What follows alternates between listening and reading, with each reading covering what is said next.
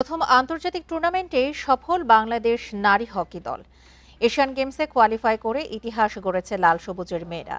বাছাই পর্বে হংকং চায়নাকে ২-১ গোলে হারিয়ে সেমিফাইনালে পৌঁছেছে তারা।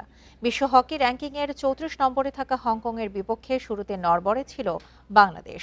জাকার্তার জিবিকে হকি মাঠে প্রথম মিনিটেই পিছিয়ে পড়ে তারা। তবে নার্ভ ধরে রেখে ঘুরে দাঁড়ায় লাল সবুজ। ১০ মিনিটে গোল শোধ দেন নাদিরা এমা। এক পর্যায়ে পেনাল্টি কর্নারের সুযোগ তৈরি করেও লক্ষ্যভেদ করতে পারেনি বাংলাদেশ।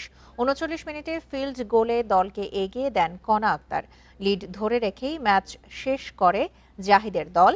ড্র করলেই মূল পর্ব নিশ্চিত হতো, তবে জিতেই উৎসব করেছে বাংলাদেশ দল।